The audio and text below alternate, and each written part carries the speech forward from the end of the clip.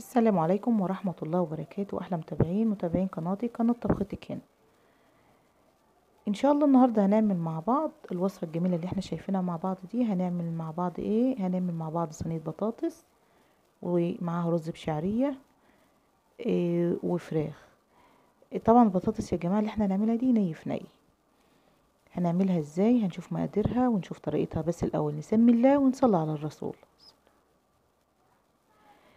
معانا دلوقتي يا جماعه المقادير بتاعتي: معايا البطاطس، ومعايا بصل مقشر، ومعايا قرن فلفل حراق، طبعا مش هاخده كله، ومعايا الفراخ بتاعتي انا مقطعاها زي ما احنا شايفين، وحاطه عليها ميه كده وملح. ادي البطاطس بتاعتي انا بوريها لكم مقطعاها قطع الحجم الكبير دي يا جماعه، علشان لسه هتستوي، هتاخد سوا في الفرن مع الفراخ. وادي الفراخ بتاعتي نقعها في ميه وملح وعليها ليمونه كده. تمام. هناخد بقى معانا بصل اهو، البصل معايا مقشر اهوت، ومعايا الفلفل الاخضر حراق بس مش هاخده كله طبعا، مش كل الكميه. ومعانا توم اهو في الهون زي ما احنا شايفين، ومعايا الطماطم بتاعتي انا ضرباها. وصفه بسيطه جدا وسهله جدا واي حد يقدر يعملها. هنعملها ازاي؟ هنشوف مع بعض دلوقتي. هنعمل الاول الحاجات بتاعتنا، وبعد كده نجيب البهارات بتاعتنا نشوف هنعمل فيها ايه. هنرص البطاطس بتاعتنا كده بكل سلاسه في الصينيه بتاعتي اهو، كل سهوله، مفيش فيها اي تعقيده ولا فيها تسبيكه ولا فيها اي حاجه. وهنرصها في قلب الصينية، وهنيجي بعد كده نجيب عليها البصل هنبشره. طبعا كمية البطاطس دي حلوة جدا يا جماعة، والتقطيع جميلة جدا، يعني ما تخافوش، مش تقولوا سميكة، لا هتستوى مع الفراخ وهتبقى حلوة جدا، وهتبقى الفراخ طالعة مستوية والبطاطس طالعة معانا مستوية.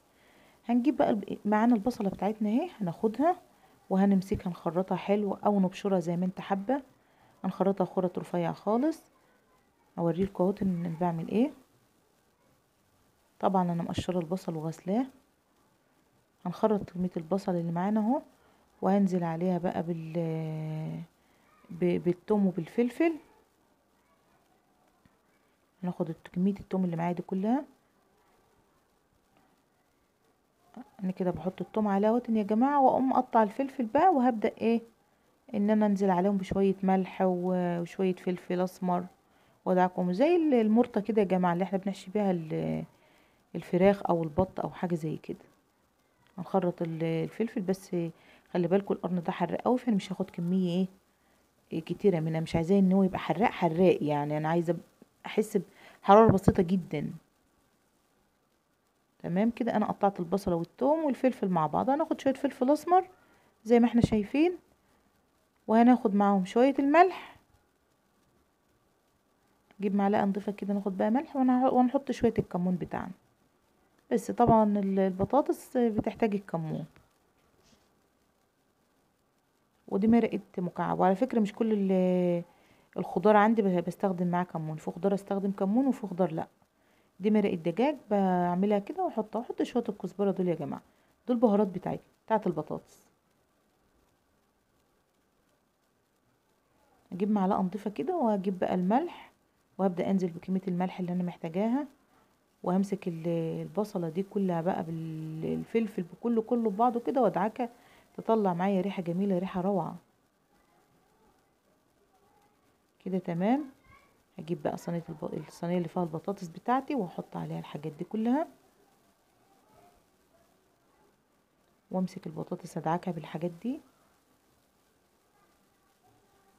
واقوم جايبه قطع الفراخ بتاعتي برضو متبلاها بالبصل بالثوم بالفلفل بكل التوابل اللي انا حطيتها، وادخل تحت الجلد كده، يعني احشي برضو تحت الجلد، ادعك تحت الجلد بالبصل والكلام من ده. طبعا يا جماعه الصينيه دي ني في ني، مش مسبك لها ولا حاجه.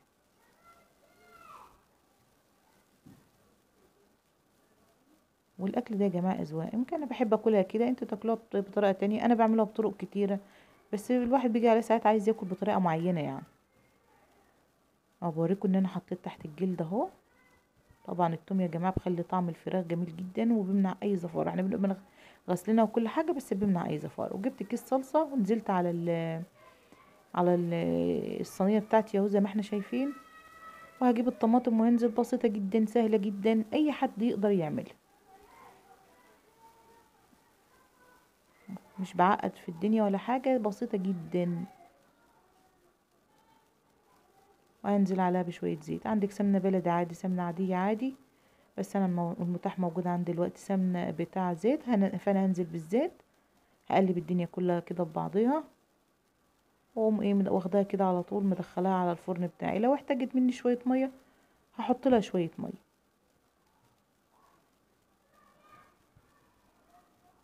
وهنيجي بقى على البوتاجاز بتاعنا هنا نعمل شويه الرز بتوعنا. رز بالشعريه.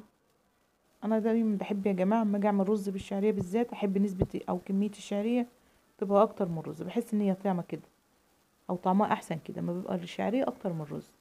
هنزل بشويه الزيت وهسيبه يسخن شويه صغيرين، وهرجع انزل بكميه الشعريه بتاعتي واحط شويه ملح عليه عشان تاخد لون موحد وتبقى ايه حلوه معايا كده. والطريقه دي افضل يا جماعه ما انا احط الملح دلوقتي علشان خاطر الملح يتوزع معايا. هنبدأ بقى نحمر في الشعرية بتاعتنا، مش هعلي النار عليها، النار ما تتعلاش على الشعرية. طبعا انا حاطه ورا هناك ميه سخنه، لان انا دايما بحب احط للرز بالشعريه بحب احط له ميه سخنه، ما بحطلوش ميه بارده. وان حطيت له ميه بارده بقل الكميه شويه عشان ما يخليش الشعريه معايا تعجن. تمام. احنا بقى بنعمل الشعريه على نار هاديه جدا، نحمصها يا جماعه، مش عايزين نحرقها او عايزين نحمرها تحمير اللي هو على السريع، لا، نحمصها لحد ما نوصل لدرجة التحمير اللي احنا عايزينها، بس الريحة تبقى حلوة كده وطالعة محمصة مش محروقة. زي ما انتوا شايفين انا بقلب فيها اهوت بكل سهولة، بوطي عليها جدا والمية شغالة معايا ورا. تمام. اما انزل بقى بالرز هنزل بيه اشوح شوية مع الشعرية، وفي ناس بتحطه عادي بس انا ببقى احب اشوح شوية مع الشعرية.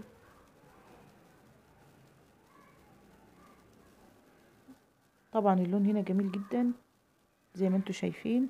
هنزل بقى بشوية الرز بتوعي اهم. لو لاحظتوا شوفوا كمية الرز مفيش، والشعرية ما شاء الله كتير. تمام.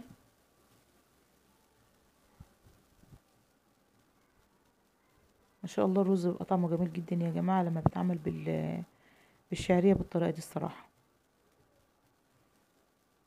كده تمام اهو معانا. نقلب بقى نقلب بقى الرز، هناخد له تشويحة مع الشعرية.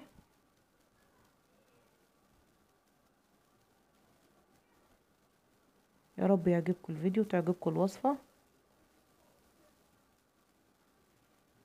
هنشوح كده معاه شوية اهو على قد ما نقدر عشان حتى الرز بتاعنا يطلع مفلفل، ما يطلعش كده معجن في بعض.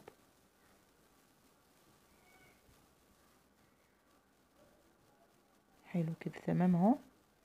بننزل بقى بكمية المية بتاعتنا، بتبقى المية سخنة، بنبدأ نقوم ايه مغطين على الرز بتاعنا يتشرب، ونقوم موطين اول ما يتشرب معانا نقوم موطين عليه ونسيبه براحته جدا. لو لقيت الرز بتاعك ان هو نشف منك بسرعة، يعني تجيبي كيس من بتاع الحراري ده اللي هو بيدخل النار وبالليه مية، او لو ما عندكيش لو عايزة تحطي عليه كيس من اللي هو بتاع اللبن ده فاضي، تفتحيه وتبليه ميه وتحطها على وش الرز وتقومي مهديه على الرز بتاعك وتسيبيه مع نفسه. هيطلع معاكي احلى رز، رز مفلفل جدا، ما انتش هتحط له ميه تاني فمش هيعجن معاكي. خلاص كده انا حطيت الميه بتاعتي على الرز زي ما احنا شايفين وقلبته. بسم الله ما شاء الله. يلا يا جماعه كده احنا بقى وصلنا لايه، لاخر الفيديو. وصلنا للطبخه بتاعتنا الجميله اللي احنا عملناها.